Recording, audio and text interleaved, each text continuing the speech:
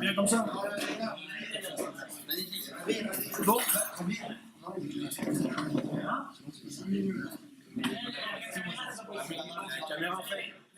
La caméra elle marche qu'avec. Essaye de tourner là.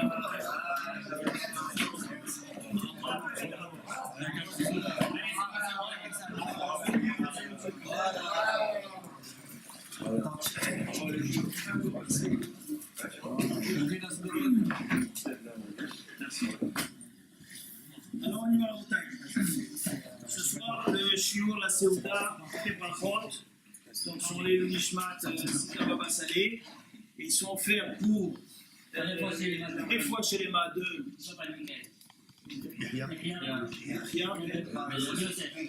Yosef et Nishmat, comment elle s'appelle Sarah Batassi. Alors, les Hachem, on va Nishmat Misaot Ben Shalom. En plus. Parce que c'est une question très Alors, donc on y va. Donc on va essayer de voir ce soir et on va parler de Sidna Baba Salé. Baba Salé, tout le monde connaît bien Baba Salé. Qui est-ce qui ne connaît pas ce tzaddik? Il y en a qui l'ont vu, il y en a qui ont le mérite de recevoir des brachot de lui. Il y a à part Yaakov, il y a des gens ici qui ont connu, qui étaient chez Baba Salé.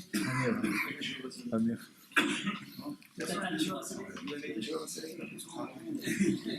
Yoel.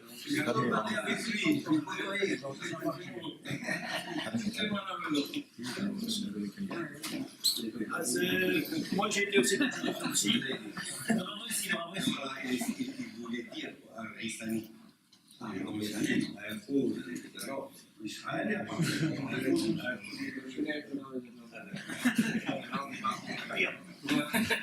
Baruch Hashem, vous savez qu'un tzaddik, quand il parle de ce monde, la date à laquelle un tzaddik parle de ce monde, c'est vrai que ça a un impact et une raison pour laquelle Akadosh Baruch Hu prend une neshama d'un tzaddik. Quand il y a un tzaddik qui parle de ce olam, c'est vrai que c'est chasser pour le monde, ça manque, le monde a un chisaron, il a un manque. Mais d'un autre côté, c'est marqué que tzadikim, gdolim, bemitatam, yoter, bechayehem. Les tzadikim sont plus forts après leur ptira que quand ils étaient ici dans ce monde. Ici, ils avaient une force, une très grande force, et quand ils sont dans le Olam HaEmet, il y a quelque part, ils arrivent à intercéder, à faire des choses que ici dans ce Olam, ils n'arrivent pas à faire. Peut-être que la date à laquelle part un tzaddik, il y a une raison. Les choses ne se passent pas comme ça au hasard. Baba Salé est parti dans une date dans laquelle, dans cette période dans laquelle on est maintenant dans le clan d'Israël, c'est une période qu'on appelle la période des Shovavim. Shovavim, ce sont des parachiotes. C'est donc les premières initiales de plusieurs parachiotes, Shemot, Vaera, Bo, Shalach, etc. Jusqu'à Trouma Tetzavish, on a appelé ça Shovavim Tat. Cette période, c'est une période dans laquelle, c'est marqué dans le Zohar, on a déjà parlé plusieurs fois, c'est une période dans laquelle, dans le Zohar, on nous dit qu'on a la capacité, on a la force de pouvoir être métaken, réparer le chet de Adam Arishon. La faute de Adam Arishon, on peut la réparer pendant cette période-là. C'est pour ça que pendant cette période de Shovavim, pendant toutes ces semaines, il y a comme ça 5-6 semaines, dans lesquelles eh bien, il y a une possibilité de faire un tikkun incroyable. Et ce tikkun incroyable, eh bien, si un tzaddik est parti pendant cette période-là, c'est qu'il avait quelque part un kécher, un lien avec cette période, avec la période dans laquelle il est monté chez Akadosh Baruch Hu. Une fois, il y a Baba Elazar, le petit-fils de Baba Salé, il est venu chez Baba Salé et il lui a demandé. Salé, il avait beaucoup éduqué ses deux petits-enfants, les enfants de Baba Meir, puisque Baba Meir était niftar jeune. Et Baba Salé, il a éduqué Rabbi David et Baba Elazar. Et un jour, Baba Elazar, il a demandé à Baba Salé, est-ce que pendant la période des Shovavim, pendant cette période-là, vous savez qu'il y a des jeunes qui sont institués dans le clan Israël, il y en a qui font des jeûnes, il y en a qui jeûnent tous les lundis, jeudis, Et puis il y a comme ça il y en a qui jeûnent pendant toute la période et qui ne mangent que le soir. Tellement c'est une période importante. Et Baba Elazar, il a demandé à Baba Salé, il a demandé est-ce que Ateret Rocher, donc son grand frère, est-ce qu'il jeûnait? Et Baba Elazar, il raconte que Baba Salé, Kimat, il s'est énervé. Il a dit, je comprends même pas la question. Il a dit, pendant Shovavim, c'est pas shoot que pendant Shovavim il jeûnait. Baba Salé, c'est quelqu'un, comme vous le savez tous, qui faisait Ta'anit Afsaka. Des gens d'une dimension qu'on ne comprend même pas aujourd'hui quand on raconte ça aux gens, ils n'arrivent pas à y croire. Quelqu'un qui va arrêter de manger depuis Seuda Shlishit jusqu'à Kiddush le vendredi soir, pendant 6 jours d'affilée, arrêter de manger constamment et ne manger ni le jour ni la nuit, c'est quelque chose aujourd'hui qu'on n'entend même pas. C'est des choses qu'on n'arrive même pas à imaginer, à croire. Et pourtant, depuis avant la bar mitzvah, c'était quelqu'un qui faisait comme ça les ta'aniot, Ta'anit Afsaka. Il a commencé à faire Ta'anit Afsaka déjà à partir de l'âge de 11 ans. 11 ans, il a commencé à faire Ta'anit Afsaka. On a affaire à des gens qui sont d'une dimension, on est très très loin de tout ça. Et cette personne-là, ce tzaddik-là, eh bien, il est niftar pendant la période des Shovavim. Pendant cette période dans laquelle on est censé faire un grand tikkun. Pendant cette période dans laquelle on est censé jeûner. On n'a plus la force aujourd'hui de jeûner. Une fois, Baba Elazar, il a fait une dracha. Là-bas, j'étais bon plein de fois Baba Elazar, il a fait une dracha. Et il avait dit, Baba Elazar, il a dit qu'aujourd'hui, on n'a plus la force de jeûner. Je ne sais pas s'il lui faisait déjà, mais en tous les cas, c'est comme ça qu'il parlait. Aujourd'hui, on n'a plus la force de jeûner. Les gens, ceux qui arrivent à jeûner, Inematov ou Manaïm. Aval, c'est plus, les gens, c'est plus tellement dans les mœurs, c'est très difficile. Mais on est quand même dans cette période de Shovavim. Et dans cette période, on a quand même un tikkun à faire. Et si Akadosh Baruch Hu nous a enseigné, nous a donné ces Shovavim, c'est que ça nous parle. Alors ça ne peut pas nous parler sans qu'on puisse rien faire du tout. C'est qu'il y a bien quelque chose à faire. Alors qu'est-ce qu'on a à faire dans cette période de Shovavim? Quel est le travail que nous on a à faire? Où est-ce que se situe notre avoda vis-à-vis d'Akadosh Baruch Hu pour nous aussi arriver à un tikkun, nous aussi arriver à faire ce que Akadosh Baruch Hu il attend pour arriver à ce tikkun du Chet de Adam Arishon. Alors peut-être qu'on n'arrivera pas à faire je ne sais quoi, mais peut-être à notre niveau à nous, Vadaï que Hachem il attend de nous un travail. L'image que Baba Salé nous a donnée, lui il est parti pendant Shovavim. Baba Salé, qui est parti pendant cette période, a priori quand on regarde la vie de Baba Salé, il est vraiment matim, c'était vraiment quelqu'un qui était chayar, qui correspondait à cette période. Correspondait pleinement à cette période. Quelqu'un qui jeûnait constamment, non-stop. Mais il faut savoir à Boutaï que Baba Salé, c'était pas que ça. Il n'y avait pas que les jeunes chez Baba Salé. Boutaï que les jeunes chez Baba Salé, c'est quelque chose de très fort, c'est quelque chose de très puissant. Alors, il y avait autre chose.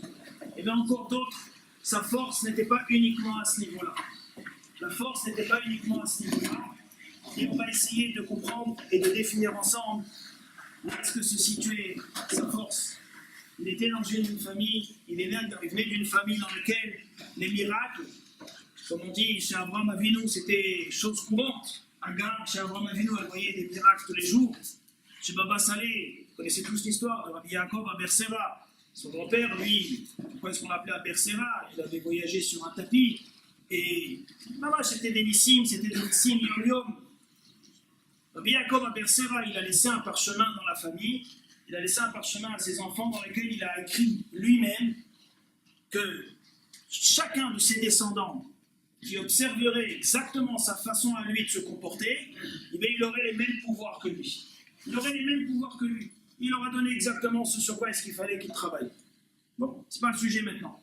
En tous les cas, on va essayer de voir, indépendamment de la force de Baba Salé au niveau des jeunes, au niveau de ce qui s'imposait sur lui dans sa vie, qu'on va voir à Botaï qu'il n'y avait pas que ça.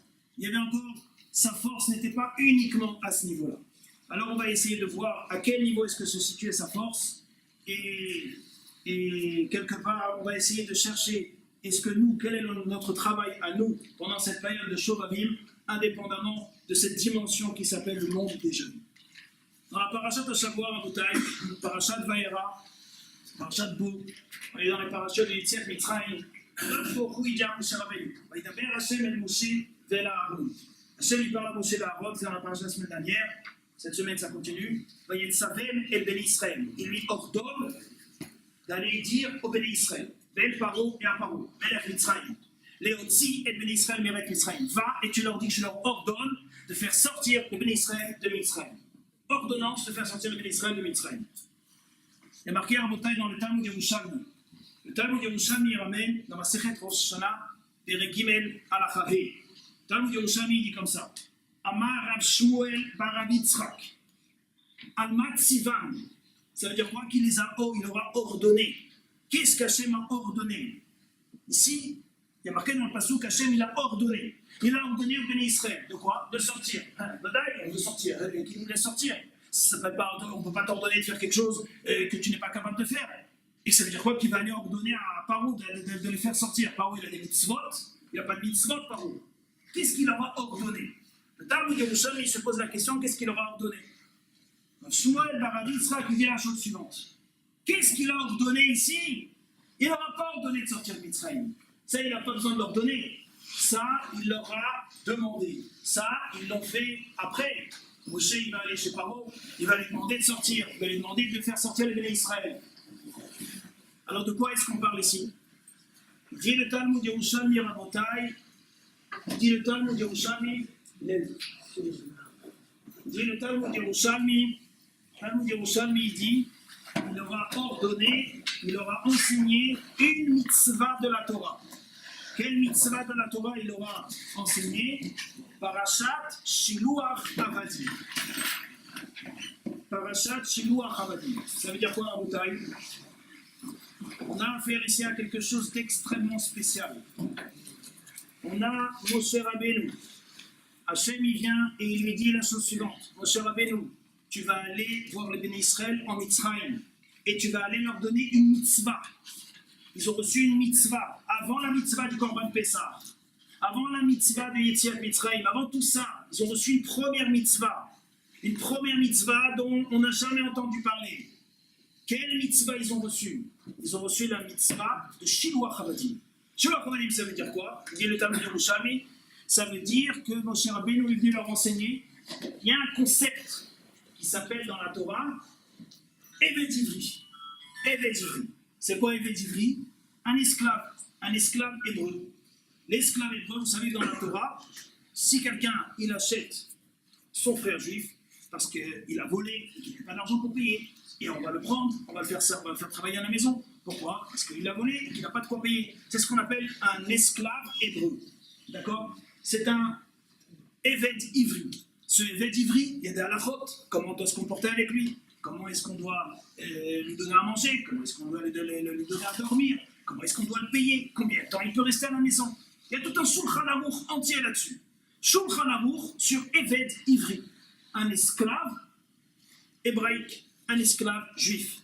Moshe Rabbeinu est venu, nous dit le Yerushalmi, enseigner au Bnei Israël en Mitzrayim un enseignement, une mitzvah il leur a donné. La première mitzvah qu'il leur a donnée, c'est le Shulchan Aruch du Eved Ivri. Comment est-ce que vous ferez lorsque vous allez acquérir un Eved Ivri? Comment est-ce que ça va se passer? Quels sont les halachot? Et il leur a donné tout ce Shulchan Aruch dans ce passouk de la paracha. Et ça a été donné bien avant qu'on sorte d'Égypte, bien avant qu'on ait reçu la mitzvah du Korban Pessah, bien avant que tout ait été donné.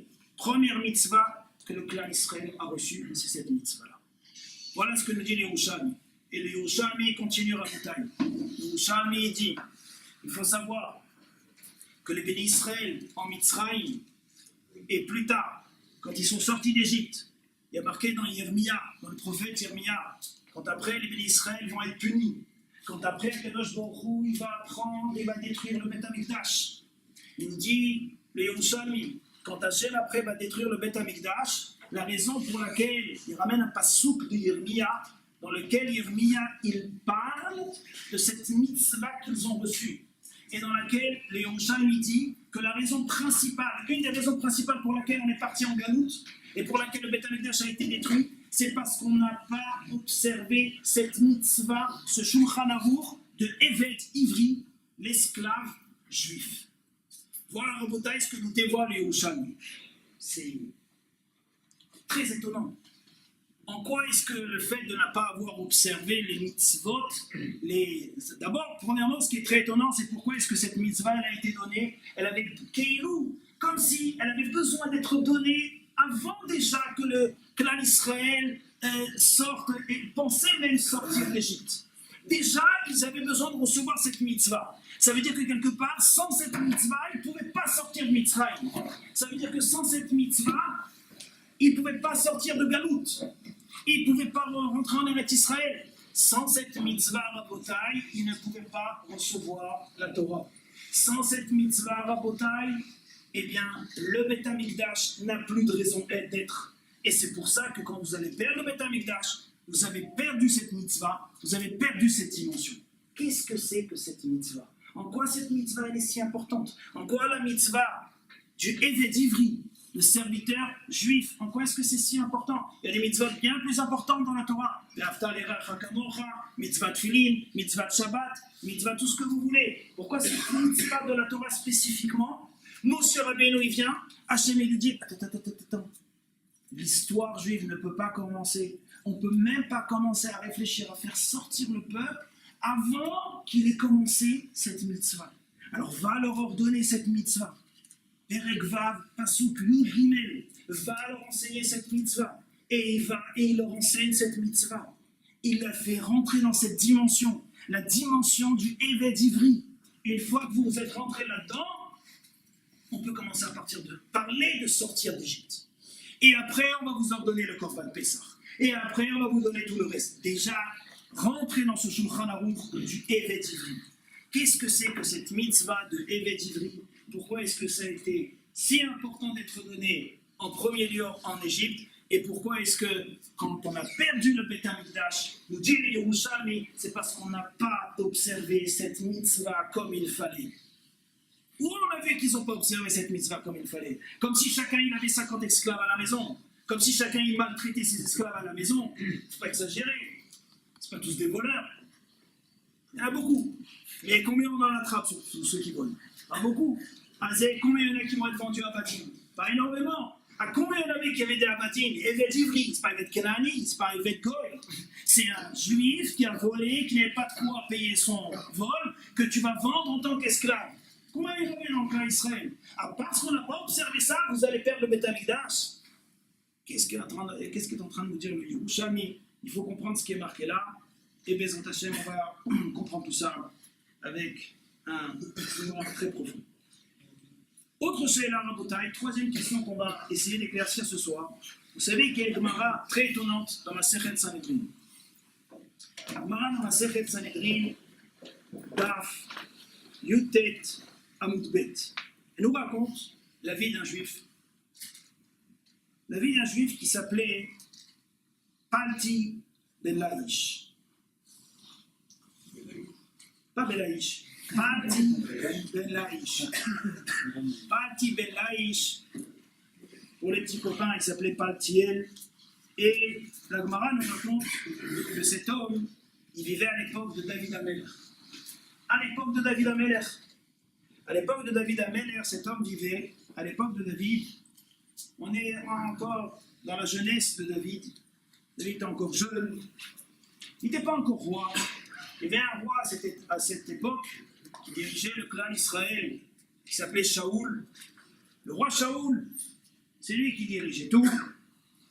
Et on était déjà dans la période dans laquelle vous savez que David Amelech, il a vécu toute une période avec Shaoul, qui va devenir plus tard son beau-père, et qui pendant une très très longue période, il va essayer quelque part de tuer David, de se venger. Shaoul avait comme ça des vents de folie, nous dit le Tanakh, nous raconte le Navi.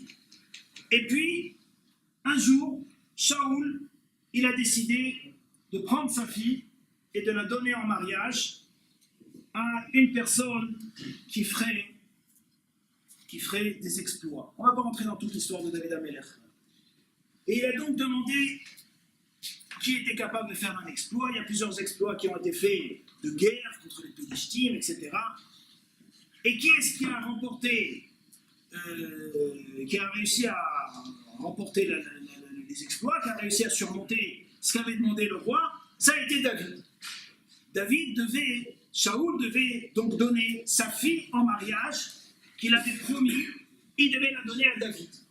Et voilà que Shaoul est pris par ces vents de folie. Et voilà que Shaoul, quelque part, est pris par une entre guillemets, jalousie. On ne va pas maintenant donner des mots comme ça négatifs sur Shaoul. Il faut étudier l'histoire pour comprendre ce qui s'est passé.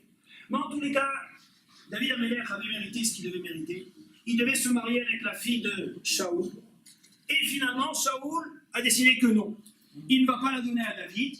Il va la donner à un autre homme, un très très grand du clan Israël, qu'il a décidé qui était quelqu'un de mieux pour pouvoir devenir son gendre. C'était qui cet homme? Il s'appelait Paltiel. Paltiel.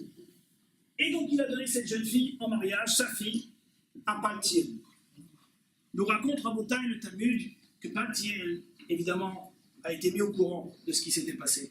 A été mis au courant que cette femme était réservée à David, qu'elle devait donner à David, et que maintenant, le roi Shaoul avait donc, par haine, entre guillemets, décidé de ne pas la donner à David et de la donner à Paltiel. La Gemara nous raconte à Boutaï que cette femme est restée mariée avec Paltiel, donc ils ont fait la soirée, ils ont fait les cartes, il y avait un orchestre, il y avait le road, il y avait tout. Il y avait les traiteurs, tous les traiteurs, les magnets, à col. Ils ont fait la soirée, etc.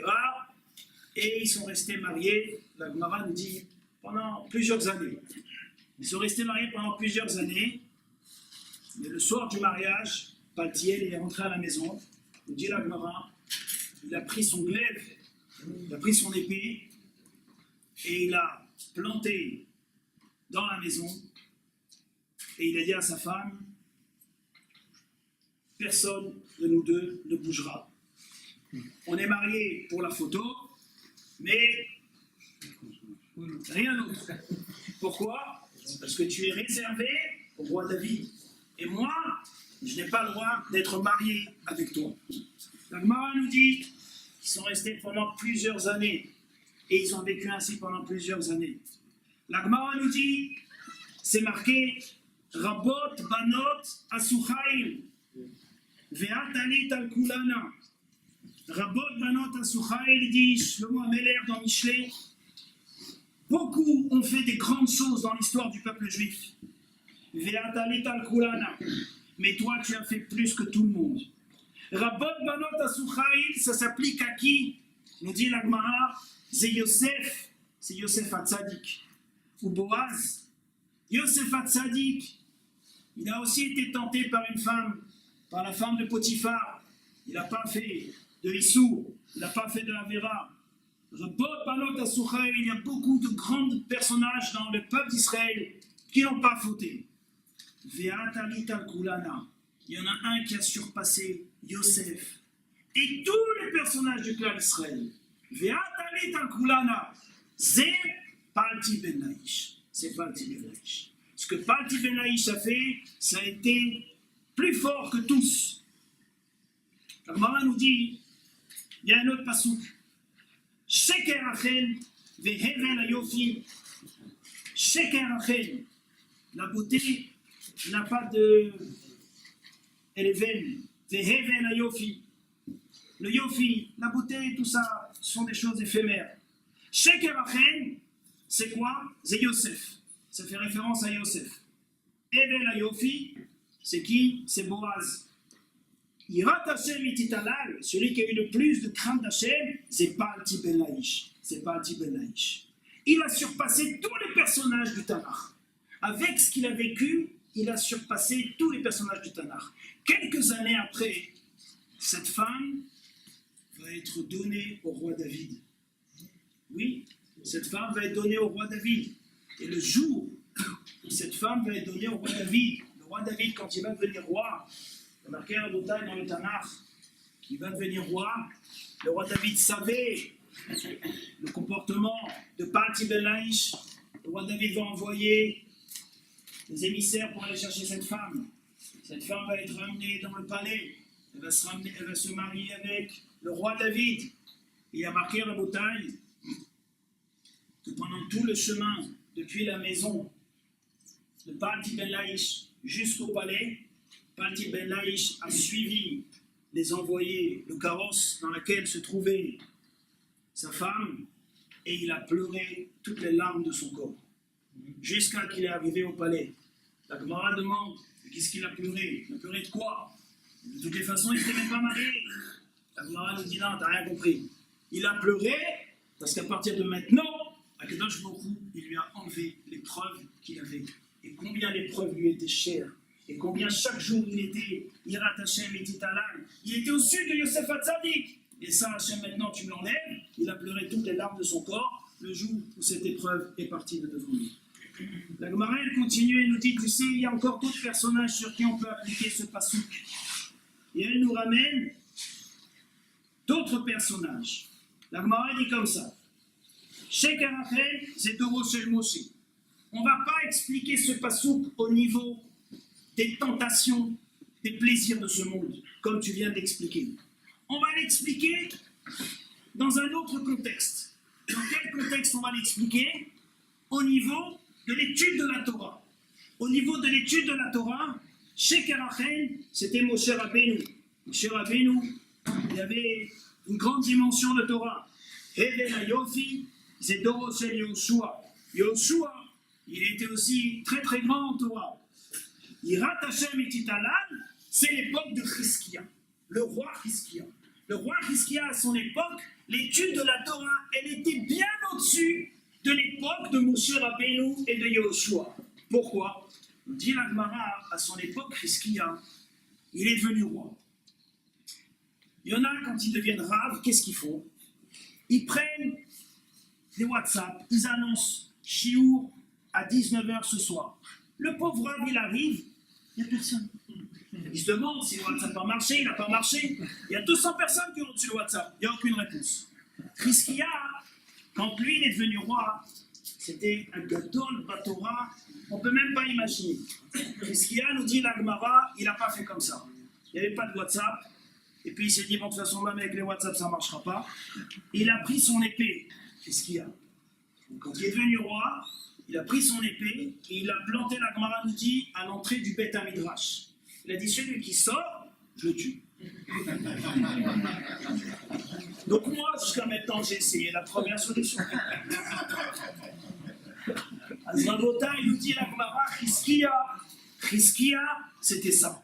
Chizkia, avec ce qu'il a fait, la Gemara nous dit, dans tout Eretz Israël, depuis le nord jusqu'au sud, on n'a pas trouvé un enfant du Heider, du Gan, qui ne connaissait pas toutes les Mishnayot de Touma et Tahara. Toutes les Mishnayot de Touma et Tahara. Des choses qui aujourd'hui ne sont même pas connues des plus grands de la génération. Ou bien, il faut vraiment vivre très très très longtemps. Pourquoi? Parce que Chizkia, il a su instaurer l'étude de la Torah dans le clan d'Israël d'une manière très forte. Rabotai, je ne comprends pas cette Gemara.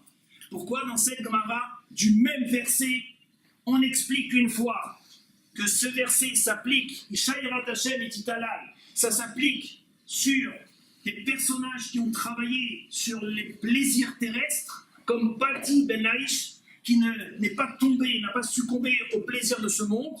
Et de ce même verset, on explique différemment que ça s'applique sur la force de la Torah, sur Chizkia, et le Yirat Hashem et Titalal, qu'on dit tous les vendredis soirs. Il s'applique sur Paltiel, au niveau des plaisirs de ce monde, et il s'applique sur Chizkia, au niveau de sa force de Torah. Quel rapport y a-t-il entre la force de Torah et le fait de s'abstenir des plaisirs de ce monde? Comme si les deux choses, elles étaient intrinsèquement liées, à un tel point que c'est du même verset qu'on va les apprendre. Et puis si vous ne trouvez pas ça étonnant, on a affaire dans ces deux histoires à deux générations complètement différentes. Et ces deux personnages, c'est Yirat Hashem et Titalal. Et ces deux personnages ont, comme par hasard, les deux planté une épée. Ils avaient le même langage. L'un, il plante une épée, il te dit celui qui passe, je le tue. Donc tout le monde doit étudier. L'autre, il plante une épée, il dit celui qui bouge, eh bien, il sera tué. Pourquoi les deux, ils ont réagi de la même façon? Comme si quelque part, les deux, ils étaient vraiment liés. Comme si quelque part, les deux avaient fait la même chose. Et que quelque part, les deux étaient dans le même monde. Mais ils n'ont pas de rapport. Lui, c'est l'étude de la Torah. Et l'autre, c'est les plaisirs de ce monde.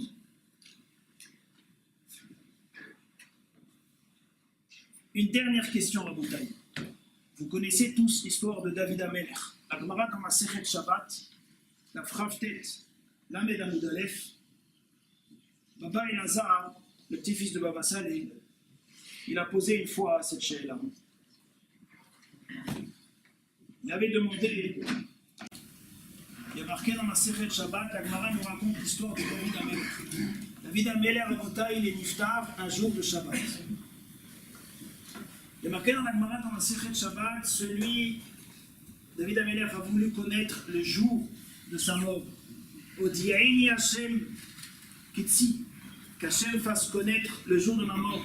Hachem lui a dit, c'est un décret. Je ne peux pas donner la date limite d'un homme. Sinon l'homme va fauter. Il va attendre le dernier instant. Alors David Amelech a demandé à Kadosh Baruch Hu, il a dit, bon, mais au moins dis-moi quel jour de la semaine je vais mourir.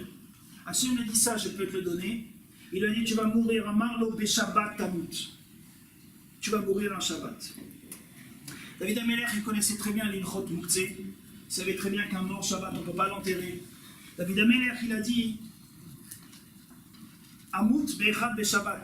Il a dit Hachem, fais-moi mourir au moins dimanche, de façon à ce que le jour où je puisse m'enterrer, pas qu'il me fasse attendre comme ça. Faire attendre un corps, c'est très grave. Amarlo, il a dit c'est pas possible. Que Varigia Malchut Shlomo est déjà arrivé le moment où ton fils doit régner. Il n'y a pas une seconde à perdre. Quand les choses doivent arriver, elles arrivent. Alors je ne peux pas te faire mourir dimanche. David Amelech, il a dit à Kadosh Baruch Hu, ok, alors tu sais quoi, fais-moi mourir vendredi, au moins qu'il m'enterre vendredi. Et tant pis, je rate un jour, on ne ratera pas.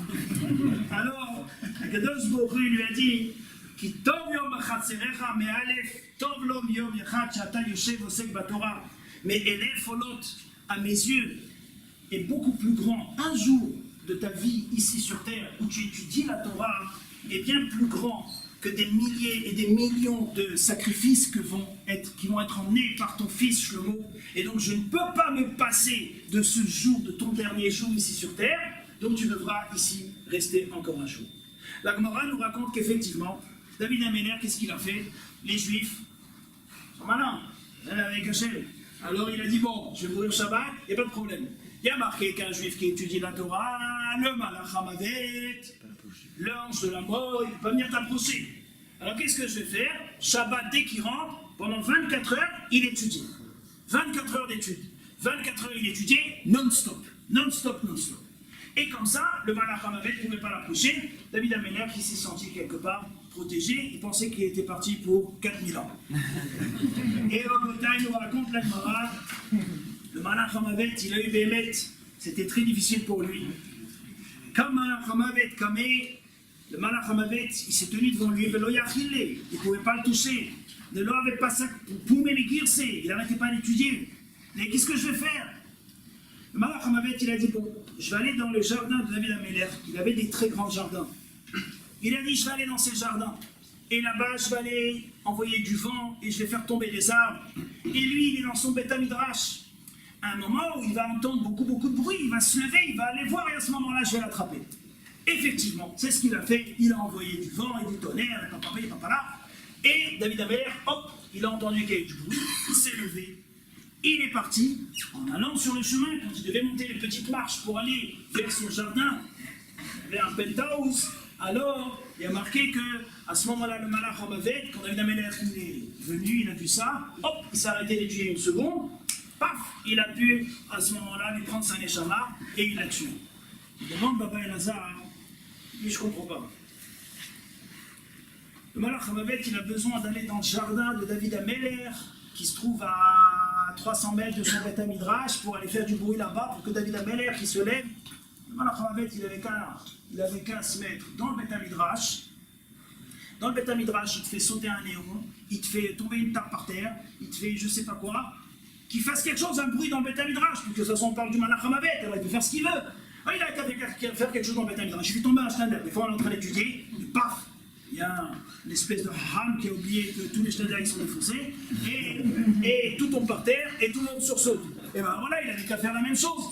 Alors, s'il avait fait la même chose, pendant le Beth Midrash, il se serait arrêté d'étudier. Pourquoi il a dû aller faire du bruit dans un jardin à 300 mètres?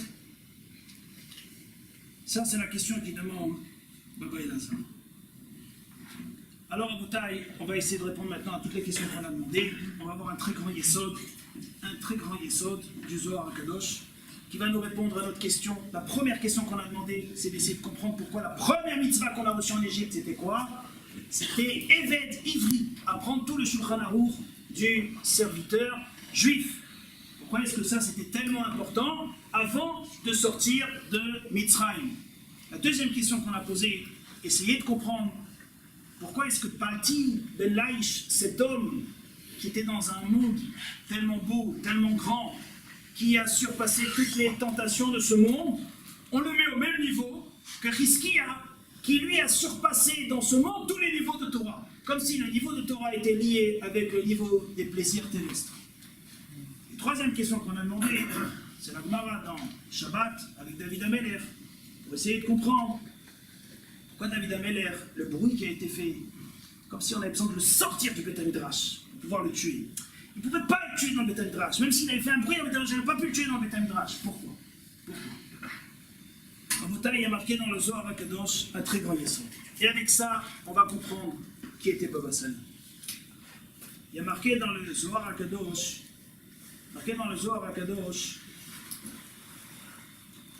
sur les parachiotes de Mitzrayim, sur les parachiotes d'exil, de sortie d'Égypte. Il y a marqué que le clan d'Israël a été asservi. Dit le Zohar HaKadosh, il dit, quand tu prends les mots du verset, Begaluta Batra, il faut que tu saches comment s'est passé la galoute, le premier exil.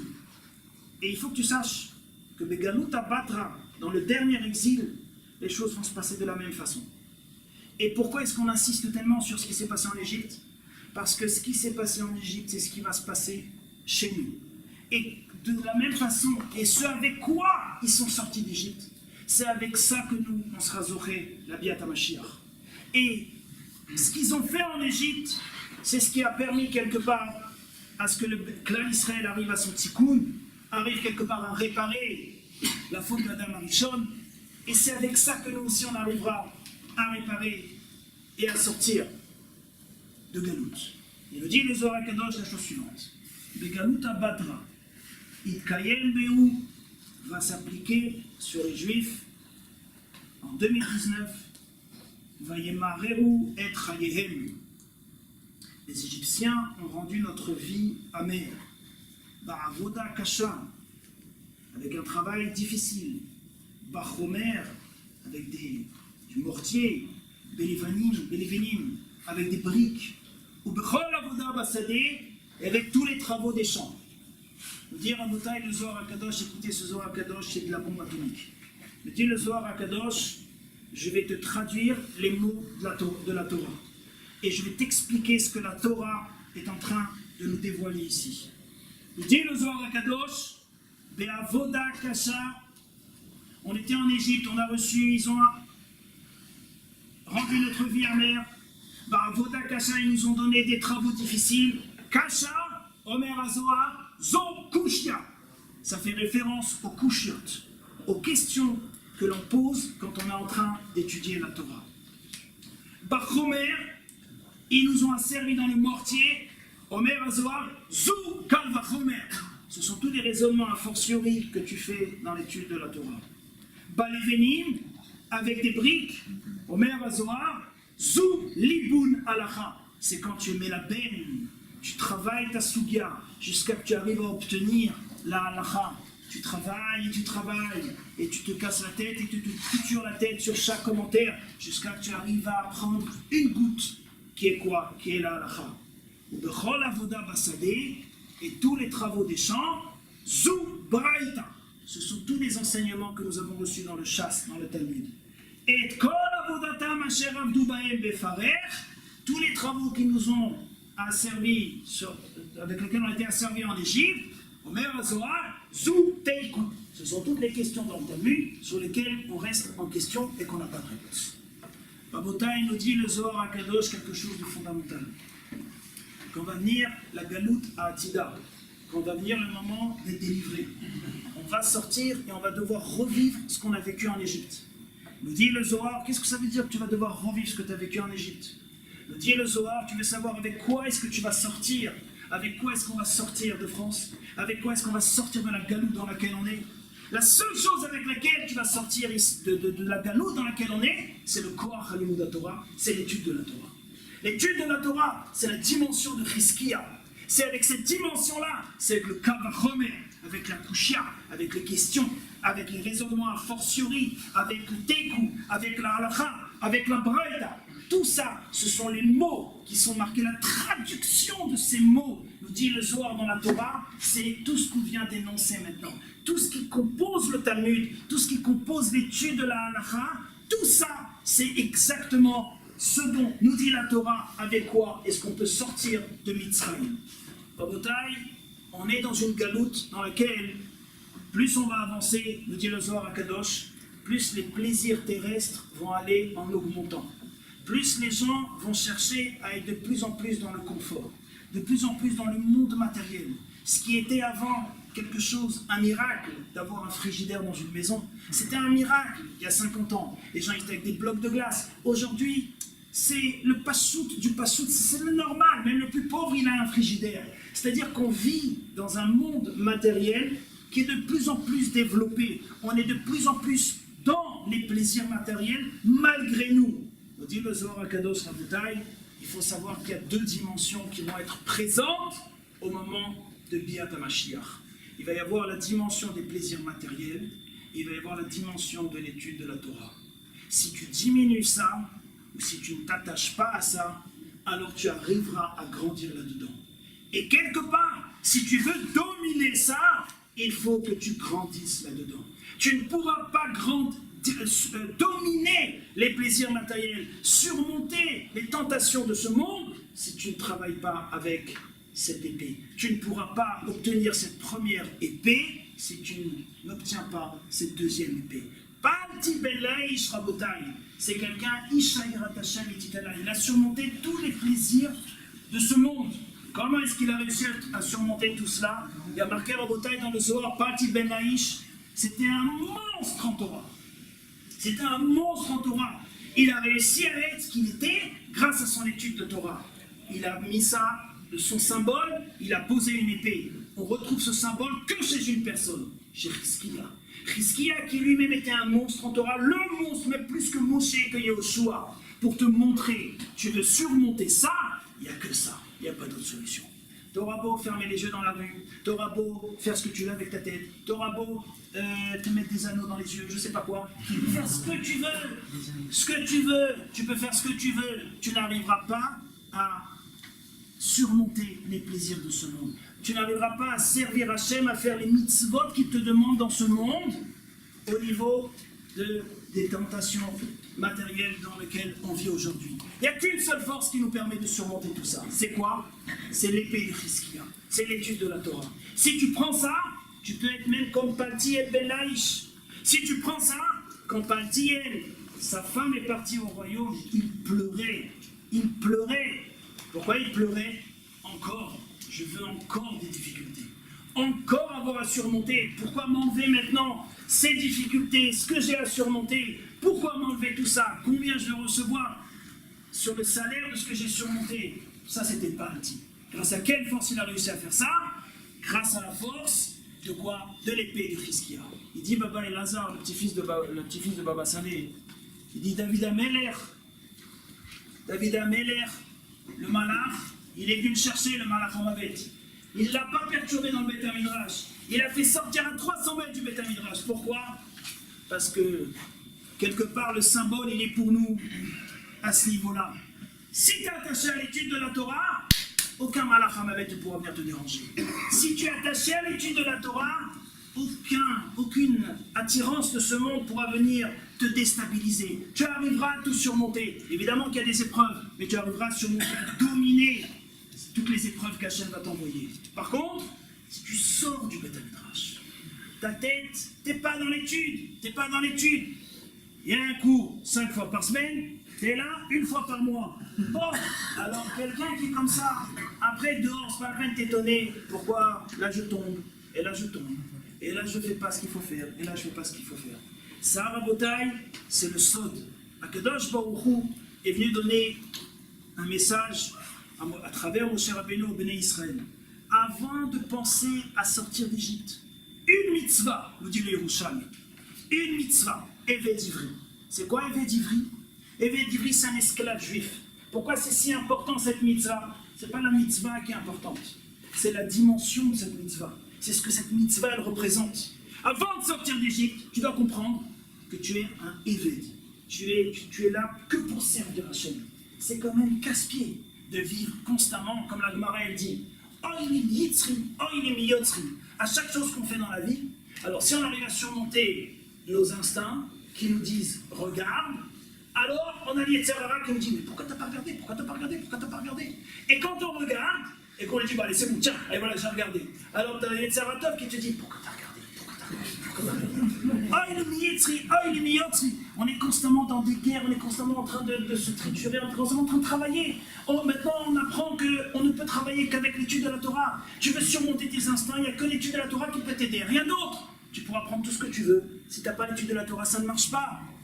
Viens ici, à Kadosh Baruch Hu nous dit, écoute, ça, c'est ton lot. Tu es un Eved Ivri. Tu es venu pour me servir. Et si tu ne veux pas me servir, ne sors pas d'Égypte. Et sache que quand tu vas sortir, tu seras comme un Eved Ivri. Tu seras comme un serviteur juif. Et donc c'est comme ça que tu dois me servir, avancer, et comme ça tu pourras amener la Géoula. Ça, Rabotai, c'est le grand yesod que nous apprend ce Zohar HaKadosh. Zou Pushya, Zou Kalvachomer, Zou Libun Halacha, Zou Braïta, Zou Teiku. Il y en a le seul Zou qui connaissent, c'est Zou Khalifati, Zou Kaparati. D'accord? Ça, tout le monde le connaît. Alors, ce Zou aussi, vous devez l'apprendre. Zou Pushya, Zou Kalvachomer, Zou Libun Halacha, Zou Braïta, Zou Teiku. C'est ça, Rabotai, qui aide le clan d'Israël à sortir de la galoute. Baba Salé, ce soir on a le scout de parler de Baba Salé. Parler de Baba Salé, c'est pas quelque chose de pachout, c'est pas quelque chose d'évident. Parler de quelqu'un qui était dans des dimensions à des années-lumière de ce que nous on peut être, de ce qu'on peut imaginer. Baba Salé, c'est Vadaï qu'il avait une force. Il est parti pendant cette période de Shovavim. Période de Shovavim, on se travaille. On travaille quoi? On travaille le plaisir terrestre. Quand on demande de jeûner, c'est pour travailler les plaisirs terrestres. C'est marqué dans le Zohar. C'est quoi le tikkun de Shovavim? C'est le tikkun abrit. Le tikkun abrit, c'est tous les péchés sexuels. C'est ça le tikkun de Shovavim. Et c'est ça qui va venir réparer le chet de Adam Arishon. Pendant toute cette période, il y a quelqu'un comme Baba Salé qui jeûnait, ne connaissait rien du tout des plaisirs de ce monde. C'était un géant à ce niveau-là. C'était un paltiel. Ok. Mais ça, Rabotai, ce n'était pas que et uniquement la force de Baba Salé. Il ne pouvait pas être grand qu'à travers ça. Vous prenez un bonhomme aujourd'hui, vous le faites jeûner tous les jours comme Baba Salé, je peux vous garantir qu'il ne viendra pas en Baba Salé. Pourquoi? Parce que Baba Salé, ce n'est pas que paltiel, ce n'est pas que cette dimension. On ne peut pas, dans le clan d'Israël, avancer qu'avec cette dimension. On est obligé d'avoir le deuxième épée, l'épée de l'étude de la Torah. Baba Salé Rabotai, à 20 ans, il était Dayan dans sa vie. Il est devenu Dayan. Vous savez ce que ça veut dire le mot Dayan? Si pour vous Dayan c'est Moshe Dayan, il y a une autre définition de Dayan. Dayan Rabotai, quelqu'un qui est Dayan dans un beddin, qui est capable de faire des gitin, qui est capable de faire un guet dans un beddin, ça demande la connaissance de tout le Shulchan Aruch, Even HaEzer, Choshen Mishpat. Ça demande une connaissance de la moitié du chasse, du Talmud dans la tête. C'était le Dayan de sa vie à 20 ans. À 20 ans, vous imaginez, à 20 ans. Vous savez que le fils de Baba Salé, Baba Meir, une fois, Rav Wosner, le fameux Rav Wosner, le possécador Rav Wosner, dont tout le monde a entendu parler. Quand Baba Meir il est niftar, Rav Wosner il a été makpid, il a dit je viens et je fais un espède. Et il est parti faire un espède. Tout le monde a dit quoi? Un espède, en plus, un ashkenaz, qui se déplace pour un sfarad. Qu'est-ce que c'est que cette histoire? Et Rav Wosner il a raconté la chose suivante. Rav Wosner il a raconté à Gav. Vous avez tous connu Rabbi Tzion Abba Shaul. Rabbi Tzion Abba Shaul. Vous savez que Rabbi Tzion Abba Shaul il a dit que Baba Meir, s'il avait vécu, Baba Meir ça devait être le Melech HaMashiach. Rav Ben Sion Abba Shaul qui a dit ça. C'est pas... Rav Ben Sion Abba Shaul dit que ça devait être le Melech HaMashiach, mais que le dor n'a pas été zoché. Rav Wosner Rabotai, pendant les guerres qui ont eu lieu en Eretz Israël, la guerre de Kippour, la guerre des 6 jours, enfin les guerres qu'il y a eu, il y a eu beaucoup de cas de femmes qui ont perdu leur mari et on ne savait pas où étaient les maris, ce qu'on appelle des agunot.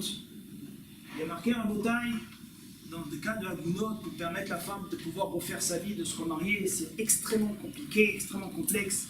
Il y a beaucoup de cas qui ont été soumis à Rav Ovadia Yosef et il y a beaucoup de cas qui ont été amenés chez Rav Wosner. Les cas qui ont été amenés chez Rav Wosner, quand les cas sont arrivés, les dossiers sont arrivés. Aujourd'hui aussi, il y a des dossiers d'agunot qui arrivent. Une fois, j'ai entendu Rav Yitzhak Yosef, le fils de Rav Ovadia, il a dit qu'il a eu une fois un cas de mamzerout qui s'est présenté à lui. Il a travaillé dessus pendant 4 mois. Il a fait tout un dossier comme ça de halakha pour être matir, pour permettre à cette personne de sortir de son problème. Et même une fois qu'il a fait ça, il n'arrivait pas à pouvoir dire c'est moutar. C'était tellement difficile. Il a été chez son père à Ovadia, et c'était les derniers jours. Il a montré son dossier à son père, et Ovadia il a étudié tout ce que son fils il a écrit. Il lui a dit c'est bon, ce que tu as marqué c'est bien. Il a dit non papa, je veux que tu signes. Son père lui a dit ok, je signerai demain, et il est niftar entre deux. Et Rav Yitzhak Yosef lui a dit j'ai mon cahier avec lequel je voulais permettre cette femme. Je voulais que mon père y signe. Mon père n'a pas signé, il est parti avant, mais il a lu tout ce que j'ai écrit et il a été matir. Il m'a dit que c'était bon, mon raisonnement était bon, mon ma'alach, mon kalvachomer, mes soukiot, mes couchiot. Nous, quand on réfléchit Shabbat matin sur un truc, on se prend déjà la tête avec des petites halachot à droite à gauche. Vous imaginez ce que ça veut dire? Faire sortir un cas de mamzerout, ça veut dire que tu vas permettre quelqu'un de rentrer dans le camp d'Israël. C'est des choses qui sont inimaginables. Quelle achariout, quelle épaule il faut avoir pour faire une chose pareille. Rabotai Rav Wosner, il a eu comme ça des cas qui sont présentés, il n'arrivait pas. Il n'arrivait pas. Il a demandé autour de lui, qu'est-ce que je peux faire? Chez qui je peux aller? Quel est le gaon qui peut venir m'aider? On lui a dit, tu sais, il y a un seul bonhomme ici sur terre qui est capable de pouvoir t'aider pour être matière des agunot. C'est un type qui s'appelle, un tzaddik qui s'appelle Baba Meir, il habite à Ashdod, tu vas voir, c'est le seul. Jamais entendu parler de Baba Meir, c'est qui? C'est le fils de Baba Saïd. Bon, Rav Wosner, bon, je veux bien aller voir, maximum. Faire une petite sortie à Ashdod. Alors il est parti à la bataille, il est parti, il a été voir Baba Meir. Il est rentré chez Rabbi Meir, il lui a dit voilà, j'ai des dossiers, bonjour, qu'est-ce que vous voulez? J'ai des dossiers de Agunot, tout ça. Papa Meir, il m'a dit, qu'est-ce que... Moi, je fais un petit peu trop à Israël le matin, j'ai un peu de Kabbalah avant de dormir, ça on dit que je suis un Mekoubal. C'est tout, qu'est-ce que je vais... J'ai pas mal de choses. Et il faut connaître tout ça, il faut connaître tout le Shulchan Aruch, c'est des trucs monstres. Je peux pas, je suis pas capable. Rav Wosner, il lui a dit, ça c'est Rav Wosner qui raconte dans le SP. Rav Wosner, il lui a dit, je ne sortirai pas de cette maison tant que vous ne m'avez pas aidé à traiter ces dossiers. Bon, Baba Meir, il s'est dit, comment je vais faire? Un ashkenaz dans la maison. Alors Baba Meir, il lui a dit à Rabotai, il lui a dit, ok. Rav Wosner, il a essayé de le sensibiliser. Il a dit, il y a des femmes qui sont maintenant jetées, elles n'ont plus de mari, elles ne peuvent pas refaire leur vie. Moi, je ne suis pas capable. Si vous n'êtes pas là pour m'aider, alors qui c'est qui va faire? À la fin, Baba Meir, il lui a dit, ok, je vais vous aider, mais je vous préviens, je vous interdis de dire que j'ai aidé dans tous ces psakédinim jusqu'au jour de ma ptira, jusqu'au jour où je pars de ce monde. Rav Wosner, il lui a promis, et c'est pour ça que Rav Wosner a raconté cette histoire, que le jour de la Levaya de Baba Meir. Il a dit à Rabotai, Rav Wosner, il a dit, je me suis assis, et il a commencé à traiter les sujets. Il a commencé à traiter les sujets, voilà, telle femme a eu telle histoire, son mari il a sauté sur un tank, on a retrouvé un morceau à droite, un autre morceau à gauche, on ne sait pas s'il est encore vivant, s'il n'est pas encore vivant, papa, qu'est-ce qu'on fait? Rabotai, il a témoigné à Wosner. Wosner c'est un possède, d'accord, il n'y a pas un mot de sa bouche qui était de travers. Rav Wosner, Rabotai, il a témoigné, Baba Meir, il lui a dit qu'il a fait tout le mahalach de toutes les soubiotes. Il lui a cité des chutes entières de Rishonim, de Rashba, des shoots entières qu'on ne connaît même pas, des shoots entières de livres où il a dit mot à mot, je suivais la shoot, il était en train de me citer toute la responsable du Rashba de A à Z. Il lui a dit voilà, d'après ça, après tu prends ça, Il a dit c'est lui qui m'a permis de pouvoir conclure tous les dossiers que j'ai amenés chez lui, et tout ça avec sa Chokhmat Torah inimaginable. Il a dit Rabotai, j'ai jamais eu le droit de dire quoi que ce soit. Aujourd'hui, c'est sa ptira. Il m'avait donné la permission de raconter et il a raconté ça. Rabotai, des fois, on voit des tzadikim, on a l'impression que tout ce qu'ils étaient, c'était des gens qui faisaient des miracles, c'était des gens qui jeûnaient et c'est tout. Rabotai, ça n'existe pas d'être un paltiel sans être un chizkiya. Ça n'existe pas un grand en Kabbalah qui n'est pas un géant en Torah. Ça n'existe pas quelqu'un qui fait des miracles qui ont une valeur aux yeux d'Hachem si cette personne n'est pas un monstre en Talmud et en Halacha.